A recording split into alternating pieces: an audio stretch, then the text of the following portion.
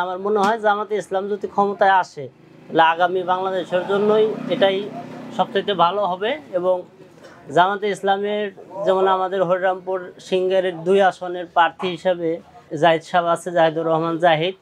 ওনার একটা ভিডিওতে আমি দেখছি ওনার প্রতিশ্রুতি হলো উনি যদি ক্ষমতায় আসে যে মাদক মুক্ত দেশ গড়ার ওনার অঙ্গীকার, উনি যদি এটা বাস্তবায়ন করতে পারে তাহলে সবচেয়ে বড় লাভ হবে এই যুব সমাজের। কারণ আমাদের এই দেশে এখন আনাচে কানাচে মাদক দ্রব্য এগুলা লাভ হয়ে গেছে।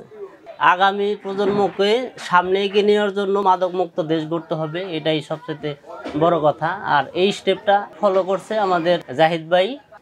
তো এই হিসাবে আমি যতদূর পর্যালোচনা করে দেখলাম যে আগামীর দেশ যদি জামাতে ইসলামের ক্ষমতায় আসে তাহলে এটা দেশের জন্য যেমন মঙ্গলকর তেমনি দেশের জন্য উন্নতি বয়ে আনবে।